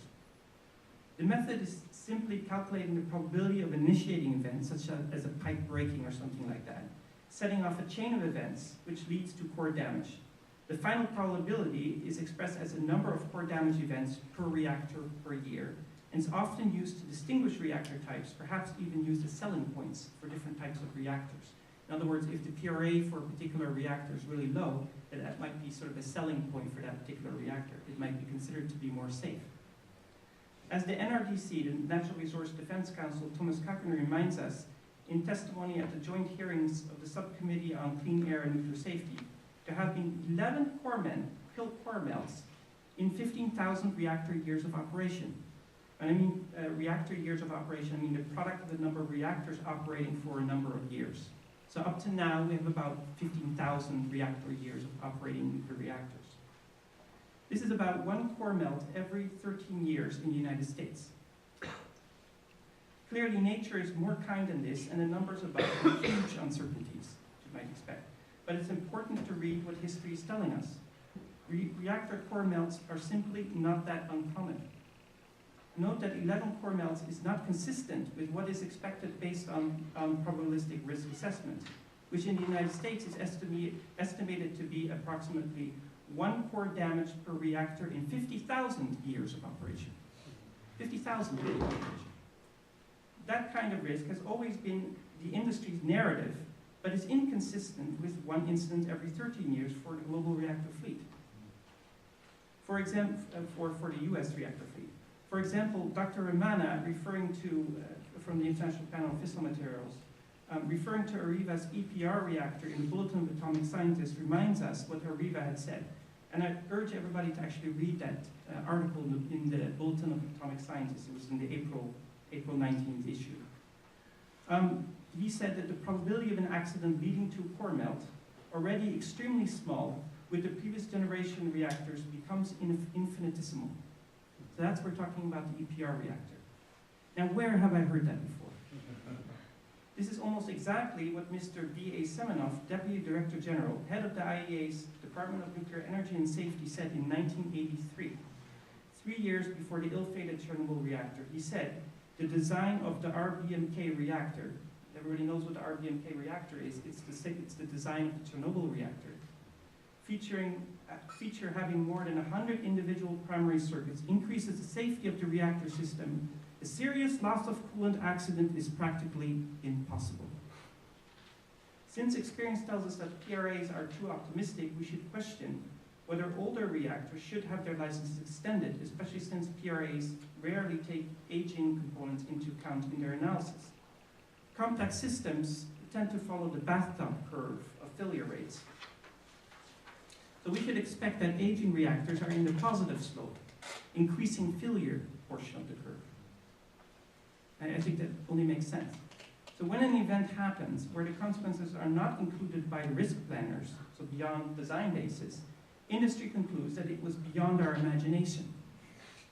Dr. Amana writes, at Japan's Kashiwazaki Kariwa reactors, which I think is the largest reactor plant in the world, for example, after the 2007 Shuetsu earthquake, some radioactive materials escaped into the sea when ground subsidence pulled the underground electric cables downward and created an opening in the reactor's basement wall. As TEPCO's official remarked then, it was beyond our imagination. Where have I heard that before? When the Fukushima incident happened 1 year ago, TEPCO was trying to manage the PR situation any way it could by keeping the facade of beyond our imagination. In fact, we now know the truth that from AD 800 until 1965, there were as many as 70 tsunamis in the Tohoku region, including 3 tsunamis exceeding a maximum height of 25 meters. This data was published back in 2001. Then the devastating 2004 Sumatra earthquake happened, which should have been a wake-up call, but wasn't. Then in 2009, TEPCO was warned again by senior geologists about the risk of a large tsunami, but again did not heed the warning. The sociologist Charles Perrault states that a point will come when warnings are loud enough to attract attention. However, this will only be if the dissenting voices are protected. We need to make sure that whistleblowers, in whatever capacity, whether to alert the public on an imminent financial calamity or a nuclear safety issue, need to be protected. I think that's a really important point. Furthermore, I question how up-to-date PRAs, these probabilistic risk assessments or safety assessments, really are when used to make operational decisions. For example, what if data is missing because of intentional shortcuts done in the construction or design, leading to incomplete, fraudulent, as-built information and unreported damage to components? Then the consequences would be very, very serious. Unreported problems pose an unknown risk, which can influence events in an unknown way. And here I'm borrowing Secretary Rumsfeld's famous quote. It's a great concern to me that it's not really known what role unreported safety violations have played in the conditions at the Fukushima Daiichi reactors following the tsunami and the meltdown. Another question I have is how well have human deficiencies really been taken account into the risk assessment? For example, in the heat of the moment, given all the stress of not knowing where your loved ones are, whether your loved ones are safe, and how can operators make correct decisions? How is this taken into account into PRA and calculating what the risk is? These kind of variables must be taken into account in determining what the probabilities are that a loss of coolant incident will actually escalate into a more serious event. Here's a rather perverse example that saddens me to tears every time I think of it. When the Fukushima incident happened, a worker misjudged the backup cooling situation of unit number 1. The worker incorrectly identified that a battery-powered cooling system was inoperative and took the unit offline. It's unclear what the consequence would have been if the system would have been activated, but it did contribute to a critical delay in venting, leading to further creation of hydrogen. He was not the only one who misjudged the situation, but clearly in the heat of the moment, and especially without clear guidance, it is understandable, even expected, that humans under stress tend to make wrong decisions. Clearly, this must be taken into account in a risk analysis. We must also be aware that none of the serious nuclear safety incidents, 3 Mile Island, Chernobyl, and Fukushima, were identical. None of them were identical. We have been led to believe that after Chernobyl, another such event of such gravity could not happen because the measures were in place to prevent it from happening. However, by virtue of these events being very low probability events, the same incident doesn't repeat. So there's also no one-fits-all emergency response or design basis event to prepare for. I find this all very humbling, and I hope that nuclear engineers, risk analysts are equally humbled as well. I want to conclude with the issue of emergency preparedness to nuclear incidents, and here I won't criticize the Japanese emergency preparedness. That's for next year, I think. A few weeks ago, I was at the 2012 Public Health Preparedness Summit here in California, and there was much discussion on Fukushima. But I was disturbed by the lack of understanding, and this gets to what Jeffrey was saying, the lack of understanding of how the public feels about radiation in general, whether it is here in California or in Japan. Too often I hear that educating the public is the only answer. I would argue that it is part of the answer, but not the only solution. I think part of the mistrust is because TEPCO has continually broken the trust with the public by their lack of transparency over the years, fraudulent data, collusion with regulators, etc. During the Fukushima crisis, we witnessed people on the west coast of the United States wanting to purchase potassium iodide pills, KI pills, not understanding the risk incurred by the pills themselves, or people in Germany questioning the safety of their food. However, rather than blaming the public for food angst, called it food angst, or chastising the stupidity of the public, or blaming the parade of pundits on the 24-hour news, it behooves me to take a step back and recall what the German president of the Federal Office of Radiation Protection said in his address at the 25th anniversary of Chernobyl. It's been 25 years. I ask myself, why it should be a problem that the citizens of a country react particularly sensitively to questions of safety guarantees given by the government. He continues, isn't this reaction to a nuclear power plant with 6 reactors that are out of control a very human response? As we do not have sense organs that measure radioactive dangers. And that's the difference between nuclear and everything else. We can't feel it, right? We can't smell it. They say here, I emphasize that radiation is different. The public can see it, smell it, or touch it. And we must take the understandable human fear into account in emergency preparedness in our future plans. Thank you, Ferenc, for a very thoughtful presentation and sharing your expertise and experience. So now I would like to open to the question from the audience. So we have 2 microphones over there. So if you would like to address your question to some particular panelist, please do so. And maybe you could identify yourself so that we will know who you are. Is there any question?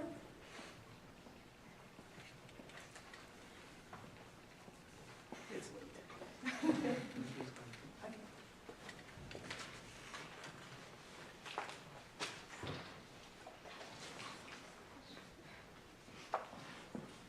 Do you have a question? Yeah. Okay, great. Hi, Joe Lewis.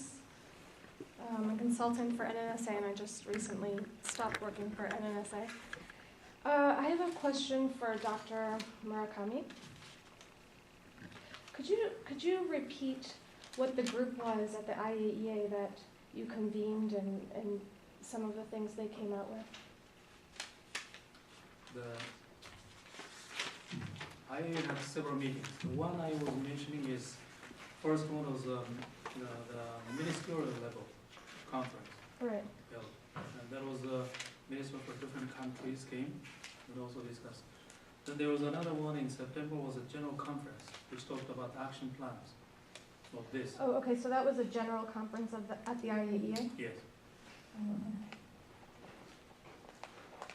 And also there are other technical topical meetings or different parts, different subjects. But And, these two are the biggest meetings. The general conference at the IAEA, you said that there was a report published recognizing effort done by the Japanese, and then there were some negatives also. No, that was a report by the expert mission. Who The went to expert Japan. mission? International experts group. Oh, okay. Organized by IAEA. It's a group of international experts and went to Japan in May, June time, and went to the off-site as well as on-site and did the survey and made a report and published in, I believe it was June, and then it was followed and discussed in this ministerial. So this report is published online, the one that was Yes, published you in can June? see it in So IAEA. what would the title of that report be exactly? I think it was international expert mission to Fukushima. Timing is May, June time. Okay. Okay, that is very interesting. Thank you. I'll take a look at that.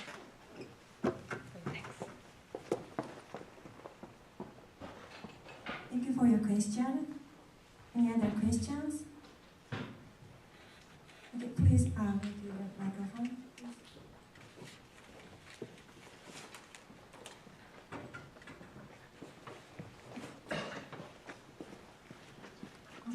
Especially, I'd like to ask Dr. Murakami concerning the people's fear about the radiation. Ever since the disaster, media talked about the radiation and discussing about the allowable limit for people to intake the food internally or allowable limit that we can be exposed outside. And also, there's controversies concerning the threshold beyond which people have to evacuate.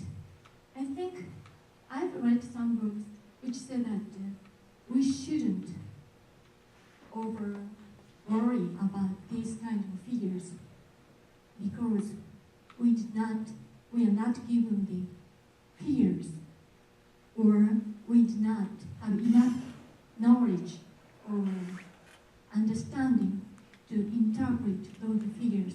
Do you think that our fear or general public fear about radiation is justifiable or is too much?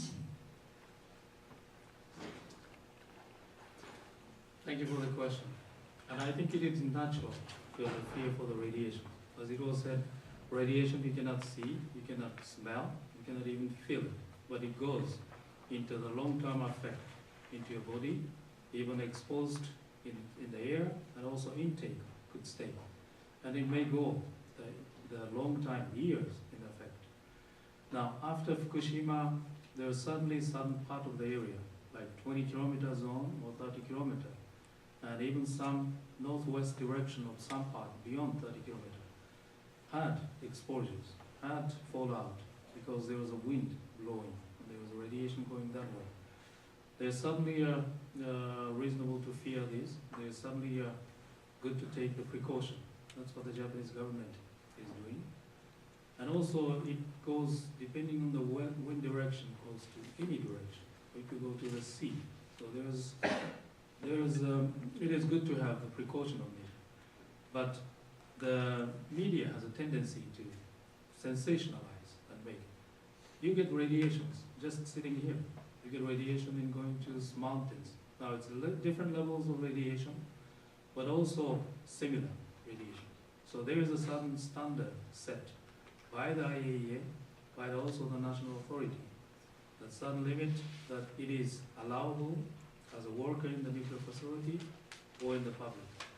So with this limit, that people should not be worried too much. But whether these numbers are recorded correctly by the authorities, that you have to really keep an eye. Maybe other others may have other. You want to comment on the field of radiation with your friends and Jeffrey?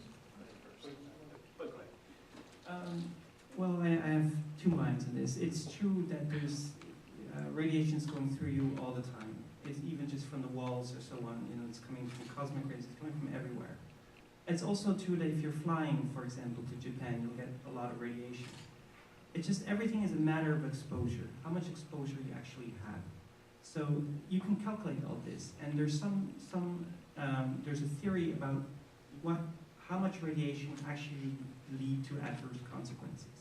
So there's something called the linear non-threshold model. I don't want to get into it too much, but basically it says that overpopulation, this is completely statistical, right? Overpopulation, you get a certain amount of cancer incidence versus exposure. That's over an entire population, because it's extremely hard to prove cause and effect when it comes to radiation. Okay, so that's the first thing. The second thing is, if you're there, if you're living there, if you're just traveling there, then there's no problem. It's possibly the same as flying. But there are hot spots in Japan where I would be concerned that the radiation is high. And so that's why they're considering areas where people will just not live. But the government but other areas are pretty safe. So it's all statistical, right? It's not like if you're going to live in a certain area where the radiation is high, that you're going to get cancer, something like that. It doesn't work that way. Radiation works in a more complicated way. It's over a huge population. And there's a study that's been done, and this is something you can look up, by Frank van Hippel. It's in the Bulletin of Atomic Scientists as well, where he sort of looked at how many cancer deaths, I'm sorry if I'm going to talk about that, over the entire population. And you have to realize that cancer itself is something that people tend to get. 30% of us die because of cancer. And over the entire population, he calculated something like, I could be wrong, but something like 1,000 deaths. But 20% of us die of cancer anyway. I'm not minimizing the importance of this. I'm just saying we have to keep things into perspective. Please. Well, let me just say that, it is always bad to panic. Because no matter how bad a genuine risk is, panic almost always makes it worse. So I understand the need to tell people to remain calm. It is worth saying that, just emphasizing something Ferenz mentioned a few times, which is we try to understand the risk to human beings of radiation and how that results in cancer, but we don't really understand those things. And so, from my perspective, for a government, it is so important that experts and officials not be so arrogant as to tell people what risks they should feel okay about and what risks they shouldn't. And for me, my wife and I refuse to eat produce that has pesticides used on it. Right? And the United States government is steadfast in its view that there is absolutely nothing wrong with pesticides. And I just disagree.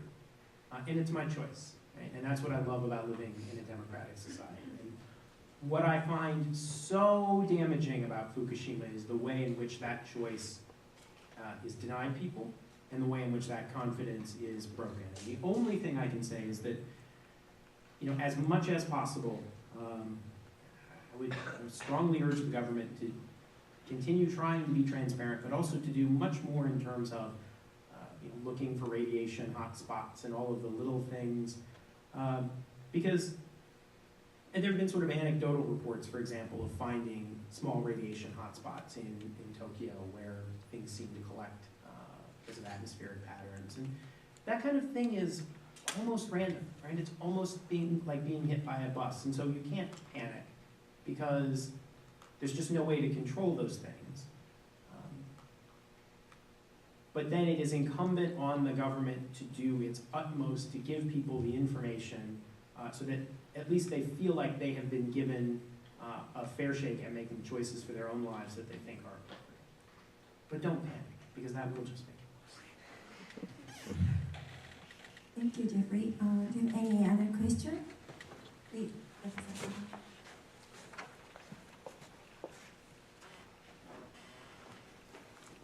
Speaking of panic, we do know now that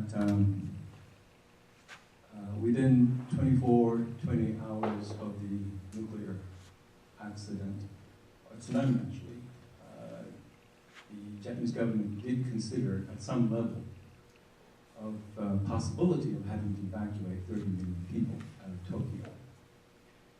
And one of the reasons that have been aired in the public debate was that we didn't want to panic people. And at that same time, they didn't think that was going to actually be necessary.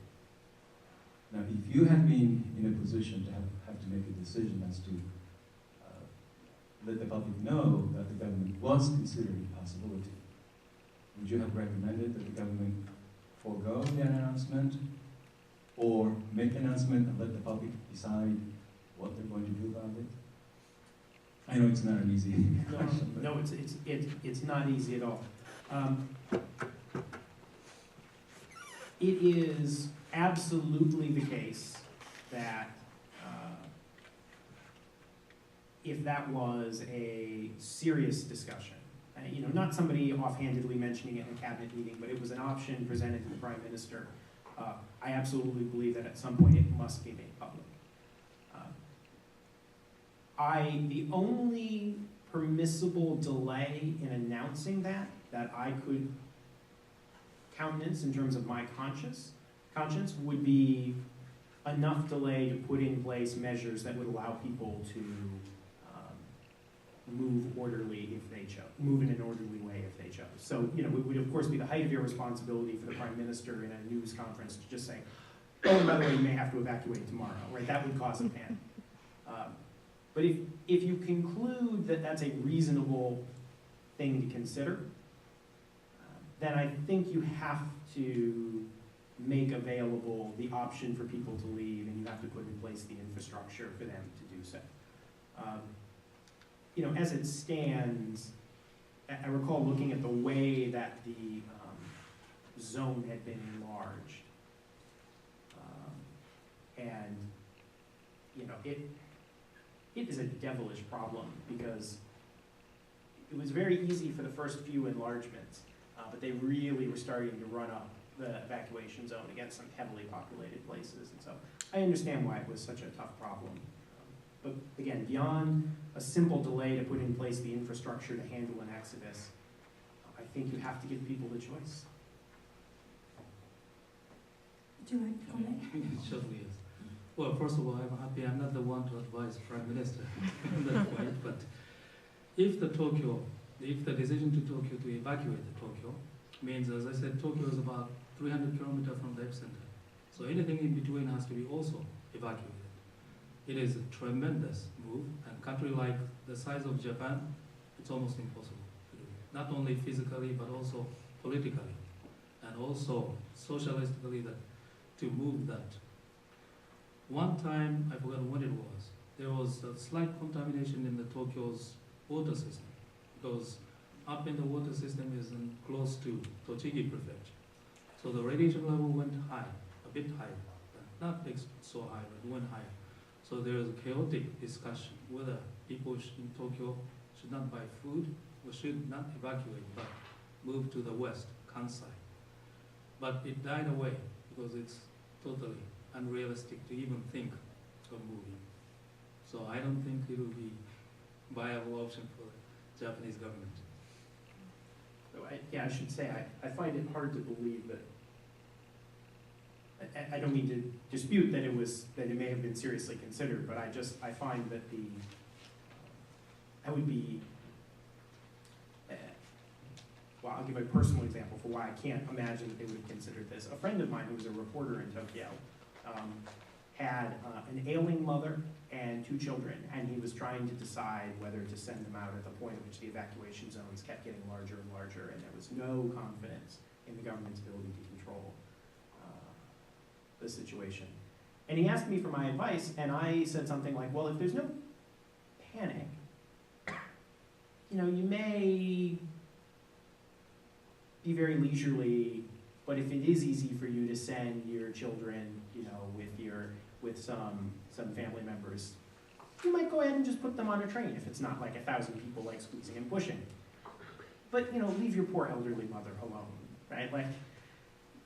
So I just, the idea of moving a city is such a dangerous thing for so many people. I mean, I think it would just be hard to imagine that it would be a seriously considered option. It's hard to imagine that the danger would have been that great, because you would really kill thousands of people just by evacuating the city. You want to say something? No, just to say, I guess to echo what Jeffrey's saying, is that there's these protective action guides where you sort of look at what are, if you do evacuate, what are sort of the risks that you would get. And you sort of, similarly, do this probabilistic risk assessment, you calculate what the risks are for actually evacuating. And there is a non-negligible risk in terms of the deaths that you would produce, the social troubles, and so on. And so all of these things would have to be taken into account. I mean, the logistics of this would be just crazy. Okay, please come to the microphone.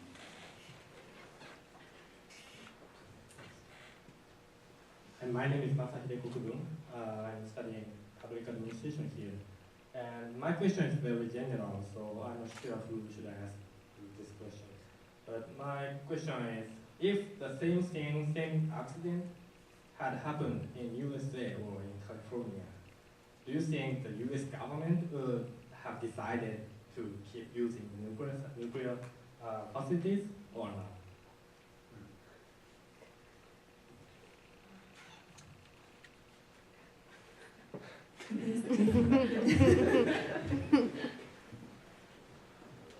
Well, first of all, it's hard to answer because I can't tell you what Japan has decided, right? I mean, Japan has gone through this process of when the reactors go down, they can't get local approval to turn them back on. And so you have this semi-non-nuclear Japan right now. And I don't know whether they'll ever turn them back on again.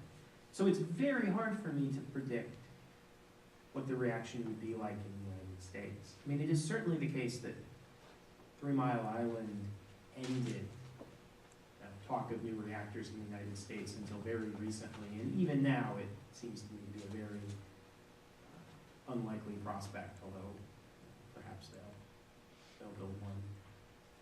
So yeah, boy, I do think in a serious accident, the United States on this scale would have produced incredible public anger.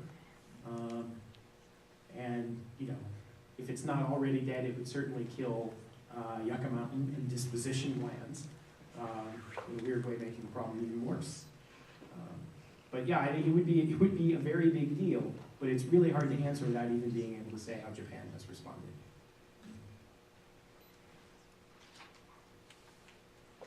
I don't think I have much to say on this. Considering I'm not. What about the Netherlands?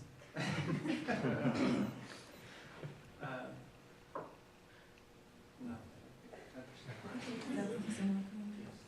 Maybe I can say, well, I don't know, since I don't live here, so I cannot imagine, but I remember after TMI, 3 Mile Island accident, there has been the down of the industry, nuclear industry, and I remember for a long time, no new plant was built in the US, and so is the industry of nuclear.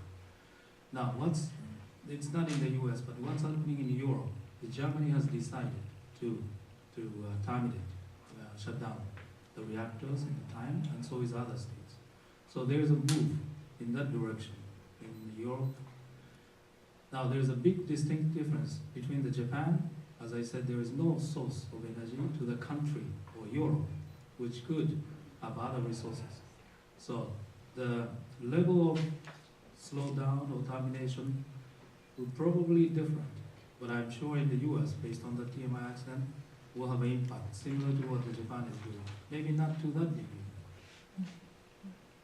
Yeah, I just wanted to add a little bit, because in Japan, although the public acceptance nuclear energy is really reducing after the Fukushima, but I see the level of is not so drastic. It's really decreasing gradually. And as of end of last year, still 30 to 40% people are supporting nuclear energy, given the fact that we do not have enough natural resources. So I'm not sure about public opinion or acceptance in this country for the nuclear energy, but do you have some figures of how many? Yeah. Okay. I think I know more. I think I know more about nuclear energy in Japan and South Korea. Oh, than in the United States. Well, thank you. So, do you have any other questions?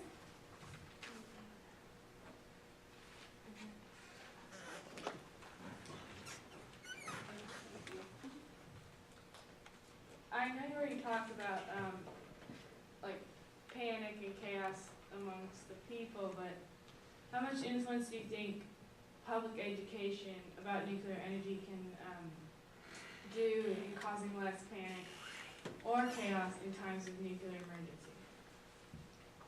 It's a very good question. I'm tempted to joke. I don't know, if you knew what I knew, you might actually panic. Education is a funny thing, right? I mean,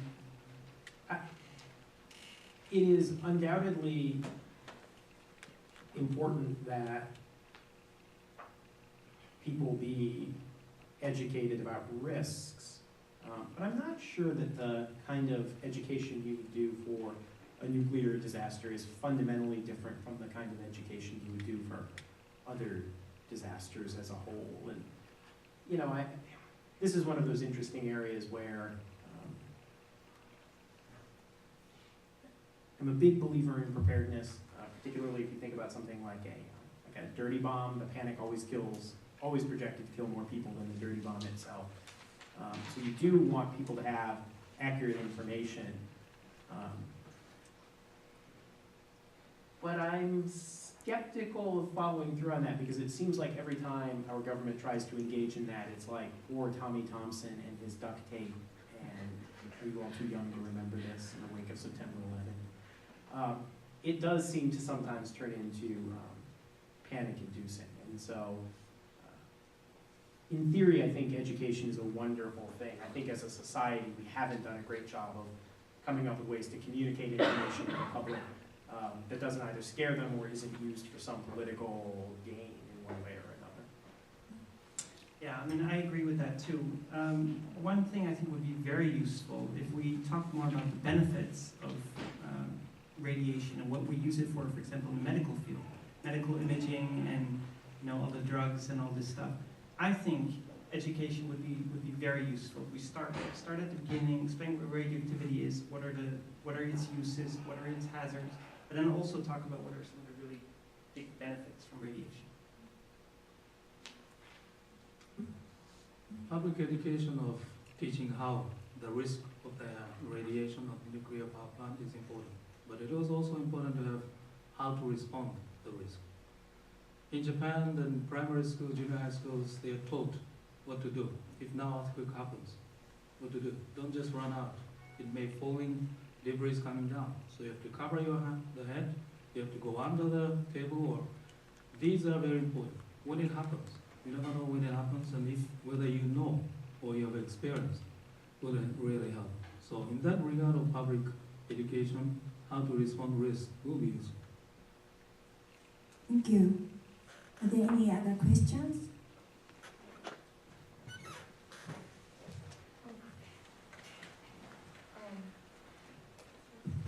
So,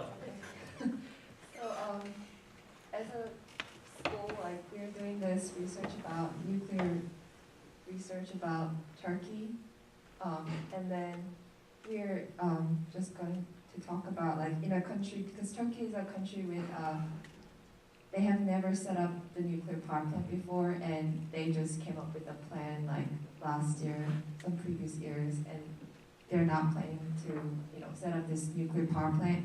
And I was wondering if, like, in a country with like lack of or no previous experience in setting nuclear power plant like Turkey, what should the government do, or what can the government do in order to buy public trust in nuclear energy?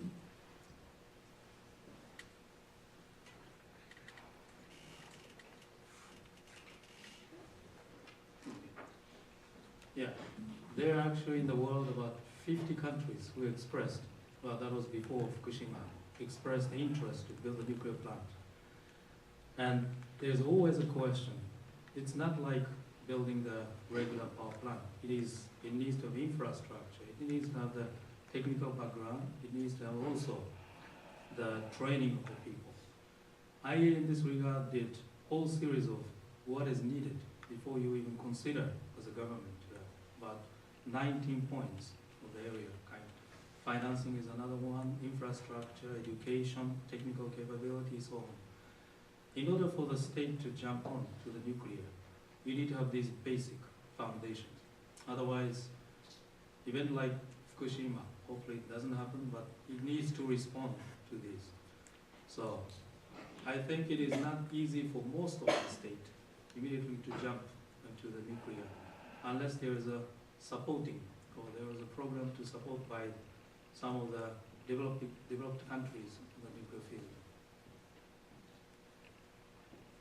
Well, let me say that I am someone who's very uncomfortable with the language of a nuclear renaissance, because it implies that this is something that is a power generation choice that is appropriate for all countries, or is broadly appropriate. I really think that it is a specific technology with some benefits and some drawbacks, and there are some cases when it makes sense, and there are some cases when it does not make sense.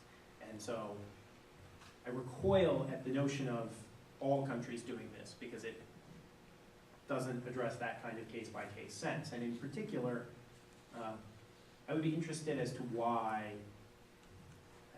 I did some work on this in the 1990s. I'm always interested in why countries want to pursue nuclear power, because I think one of the lessons that I think should come from Fukushima is that Japan's emphasis on energy security is, I think, a misplaced priority. That there are all sorts of ways in which countries are dependent upon one another, and seeking independence in this particular area, it's very hard to do, and it forces you into certain technological paths that if you simply relax this one assumption, right, you may not choose. And so I'm inclined to say, I find it very hard to imagine that Turkey needs a nuclear reactor. But having said that, there are two things that strike me as being extraordinarily important, and they both have the same theme. You have to have a genuinely participatory process where the people who live near the reactor are able to express concerns and are given a genuine choice, right, about whether they want the reactor there. And you have to have a disposal site for the waste in which the people are given a genuine choice. And one of the major concerns that I have with the way many people in the nuclear power industry approach these problems is kind of encapsulated in this, I don't know if you all noticed, there was a plan a few years ago to store nuclear waste in Mongolia. And before that, the main candidate was Russia. And right, these two countries had one thing in common, which is weak democratic systems, right? So the idea was like, well, let's go find a country that doesn't have a super strong democracy, and we can lean on the government to shove it down the citizens' throats. And then, it's like, oh, and by the way, we'll put it in an inhabited area, so even if they don't want it, I'm willing to sit in the comfort of Washington and say their fears are unreasonable, because it's going to be in an uninhabited area. And I just find that disgusting. And so my principal recommendation would be if Turkey could demonstrate that the people who are going to live near the reactor, and the people who are going to live near the disposal site, really believe that that was something that was in their best interest, and really had the opportunity to participate in that decision-making process, then who am I to tell them that they can't do it? There are certain standards that the international community sets, but beyond that, that's their choice. But knowing a little bit about Turkey, I would have some concerns about whether such a process would happen, since I don't think it would happen in the United States. Yeah, thank you, Jeffrey. It really reminded me that after Fukushima disaster, currently the Japanese government is reviewing the policy, and one thing the government is really emphasizing is to have a more national debate, and all of the people should be involved in this discussion, which we didn't have it. But I'm wondering how this could be done. You know, people are, after the Fukushima, finally people have become more interested in, or of course concerned about nuclear energy issues, but in terms of having a very productive national debate, even a democratic country in Japan, it's still quite difficult, but I think it's so important to have that kind of a discussion. So I guess we have a question for time for one more question. Who wants to be the last one to ask? So, you mentioned before that one of the principles going forward after Fukushima is going to be to reduce the dependence on nuclear energy. And you said that they're relying on it for 30% of their energy needs. How do they intend to replace? Not right now. Oh, right, not right now. But so how does it intend to replace that energy?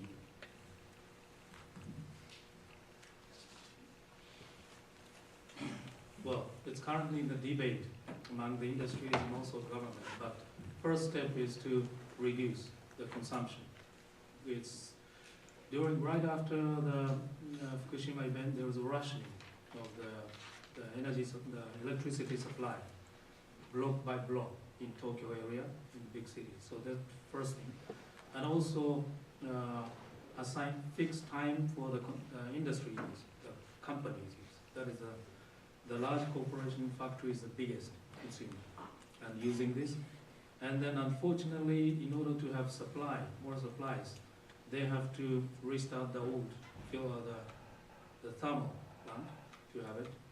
And they try to, let's say, move forward the construction, the completion of the hydro plant or completion of other plants. But no doubt it's going to be a shortage of electricity in Japan this coming summer. And that is actually the peak period. They use lots of air conditioning and cooling system. Thank you. Okay, so I trust tonight's presentation was very informative to all of you, and I really hope that we continue this discussion about the most vital issue. So please join me in thanking our excellent panelists.